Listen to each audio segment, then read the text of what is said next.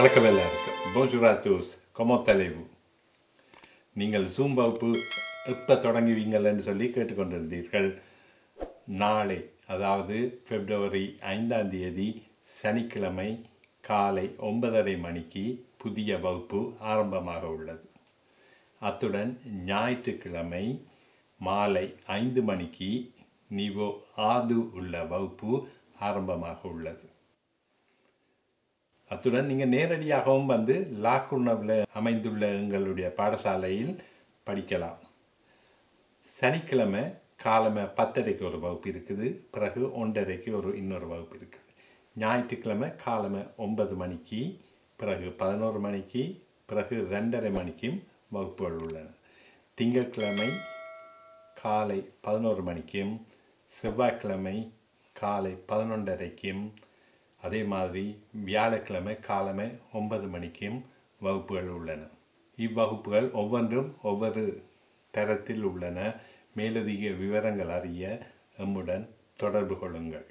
ஜூமூடாக கற்க விரும்பும் மாணவர்கள் எம்முடன் தொடர்பு கொள்ள இத்தொலைபேசி இலக்கம் மூலம் வாட்ஸ்அப் மூலமாகவோ அல்லது நேரடியாகவோ எம்முடன் தொடர்பு கொள்ளுங்கள். இனி நாங்கள் பாடத்துக்கு செல்வோம். இந்த பாடம் மீட்டல் வகுப்பாக இருக்க போகிறது. நாங்கள் இவ்வளவு காலம் படித்த கிராமர் வந்து நாங்கள் திருப்பி ஒருக்கா பார்க்க போகிறோம். அதாவது கொஞ்சம் திருப்பி ஒருக்கா பார்க்க இருக்கிறோம். சரியா? அப்போ நாங்கள் முதல் படித்த நாங்கள் வந்து வேர் பேத்தர் படித்த நாங்கள், வேர்பு அவ்வாறு படித்த நாங்கள், அலே வெனீர் படித்த நாங்கள். சரியா? அப்போ இந்த 4 காலம் வந்து முதலே நாங்கள் வினைச்சொற்களின் நிகழ்காலம் எவ்வாறு உருமாற்றுவதுன்னு சொல்லி பார்த்த நாங்கள். அதற்கு பிறகு 1ஆம் கூட்டம், 2ஆம் கூட்டம், 3ஆம் கூட்டம் என்று சொல்லி நாங்கள் நிகழ்காலத்தில் பார்த்த நாங்கள். சரியா? அப்போ 1ஆம் கூட்டம் எந்த எழுத்துகளில் முடிகிறது? 1ஆம் கூட்டம் ஏரில் முடிகிறது 1ஆம் கூட்டம் என்று சொல்லி பார்த்த நாங்கள். அதே மாதிரி ஏரில் முடிகிறது வந்து 2ஆம் கூட்டம் என்று சொல்லி பார்த்த நாங்கள். 3ஆம் கூட்டம் குளப்படியாரன்னு சொல்லி பார்த்த நாங்கள். சரி, ஏரில் முடிகிறது, ஏரில் முடிகிற வினைச்சொற்கள், ஏரில் முடிகிற வினைச்சொற்கள் இவையெல்லாம் வந்து 3ஆம் கூட்டத்தில் முடிகிறதுன்னு சொல்லி நாங்கள் பார்த்த நாங்கள். இப்போ என்ன பார்க்க போகிறோம்னு சொன்னால், நாங்கள் இப்போ பார்த்த இந்த conjugation-ஐ வச்சுக்கொண்டு எல்லா காலங்களோடையும் பார்க்க இருக்கிறோம். சரி, வசனங்களை எல்லா காலங்களுடனும் எவ்வாறு அமைப்பதுன்னு சொல்லி நாங்கள் பார்த்த நாங்கள். சரியா?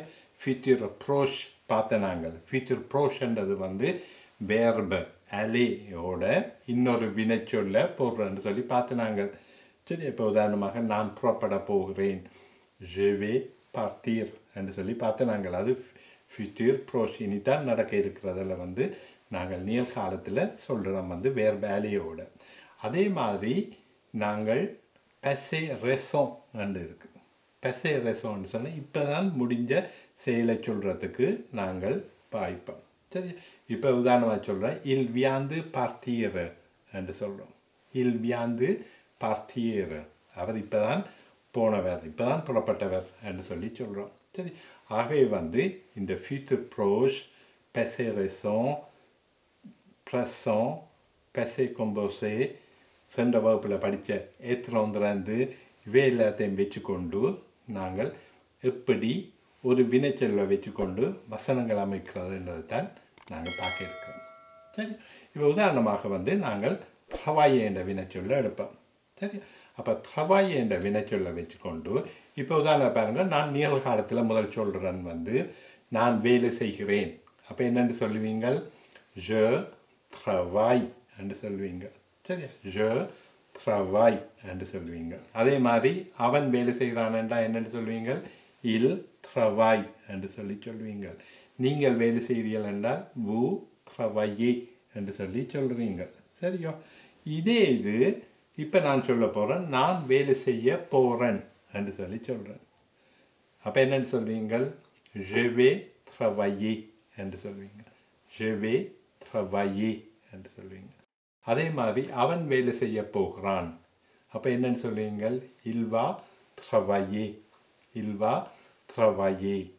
நீங்கள் வேலை செய்ய போறீர்கள், vous allez travailler. என்னன்னு சொல்லுவீங்க? vous allez travailler. இது வந்து ஃபியூச்சர் ப்ரோஷில் நீங்கள் சொல்கிறீங்க. இதே வந்து நாங்கள் பசே கொம்போசையில் சொல்லுவோம். எப்படி அதாவது பசே கொம்போசைன்னா உங்களுக்கு தெரியும், இறந்த காலம். சரியா? ரைட். அப்போ இறந்த காலத்தில் என்னென்னு சொல்வியல்? j'ai travaillé, நான் வேலை செய்தேன். என்னென்னு சொல்வீங்கள்? j'ai travaillé. சரி, அவன் வேலை செய்தான். அப்போ என்னென்னு சொல்வீங்கள்? il a travaillé, il a travaillé என்று சொல். நீங்கள் வேலை செய்தீர்கள். vous avez travaillé, vous avez travaillé. அப்போ பார்த்தீங்களோ, அப்போ இப்போ நாங்கள் வந்து ஒவ்வொரு காலத்தோடையும் எப்படி வசனங்கள் அமைப்பது என்று சொல்லி பார்க்குறோம். சரியா? அதே மாதிரி நான் வேலை செய்து கொண்டு இருக்கிறேன் என்று சொல்ல போகிறேன்.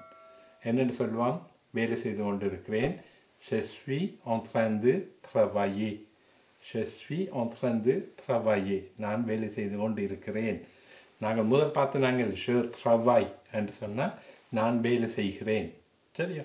இது வந்து பொதுவாக சொல்கிறதுக்கு நீங்கள் சொல்லுவீங்க je travaille என்று சொல்லி. சரியா? நான் வேலை செய்கிறேன். என்ன செய்கிறேன்? நான் வேலை செய்கிறேன். je travaille என்று சொல்லி சொல்லுவீங்க. நான் ஒரு உணவகத்தில் வேலை செய்கிறேன். je travaille dans un restaurant என்று சொல்லி சொல்கிறீங்க. சரியா? ரைட். அப்போ இதில் பாருங்க, இது வந்து பொதுவாக சொல்லிக்க வந்து je travaille என்று சொல்லி சொல்லுவீங்க. ஆனால் je suis en train de travailler, நான் இப்போ வேலை செய்து கொண்டு இருக்கிறேன் என்று சொல்கிறதுக்கு பாவிப்பேன். இன்னொரு வினைச்சொல்ல நாங்கள் எடுத்து பார்ப்போம். பார்லே என்ற வினைச்சொல்ல பார்ப்போம். சரியா? அப்போ பார்லே என்ற வினைச்சொல்ல நான் முதல்ல நிகழ்காலத்தில் சொல்கிறேன் வந்து. அப்போ என்னென்னு சொல்வேன்? je parle. என்னென்னு சொல்வேன்? je parle என்று சொல்லி. நான் கதைத்து கொண்டிருக்கிறேன் என்று சொல்கிறேன். நான் பேசிக்கொண்டிருக்கிறேன். அப்போ என்னென்னு சொல்வீங்க? je suis en train de parler, je suis en train de parler என்று சொல்வீங்க. நான் கதைக்க போகிறேன் என்று சொல்ல போகிறேன். நான் கதைக்க போகிறேன். அப்போ என்னென்னு சொல்வீங்க? je vais parler, je vais parler என்று சொல்லி. நான் கதைக்க போகிறேன். நான் இப்போ தான் கதைச்சேன் நான் என்று சொல்லி சொல்ல போகிறேன். அப்போ என்னென்னு சொல்வீர்கள்? je viens de parler. நான் இப்போ தான் கதைச்சேன் நான், je viens de parler என்று சொல்லி. இனி சொல்ல போறீர்கள் நான் கதைத்தேன் என்று சொல்லி, நான் பேசினேன் என்று சொல்லி சொல்ல போறீர்கள். அப்போ என்னன்னு சொல்வீங்கள்? j'ai parlé. சரியா? j'ai parlé என்று சொல்லி சொல்வீங்கள். சரி. அப்போ இதை வந்து நாங்கள் இன்னொரு பிரதிபெயர் சொல்லோட பாவிப்போம். இல்லுக்கு எப்படி பாவிக்கிறோன்னு சொல்லி பார்ப்போம். சரியா? அப்போ பார்லே என்ற வினை சொல்ல இல்லுக்கு எப்படி நாங்கள் இப்போ ஜோவுக்கு எப்படி பாவிச்சனோ அதே மாதிரி இல்லுக்கு பார்ப்போம். அப்போ என்னென்னு சொல்வீங்கள்? அவன் பேசுகிறான், அவன் கதைக்கிறான். அப்போ என்னென்னு சொல்வீங்கள்? il parle, il parle. அவன் கதைச்சு கொண்டு இருக்கிறான். அப்போ என்னென்னு சொல்வீங்கள்? il est en train de parler, il est en train de parler. சரியா? அவன் கதைக்க போகிறான். சரி, அவன் கதைக்க போகிறான். il va parler, il va parler. அவன் இப்போதான் கதைச்சவன், அவன் இப்போதான் கதைச்சவன். என்னன்னு சொல்வீங்கள்? il vient de parler, il vient de parler. சரியா? அவன் கதைத்தான்.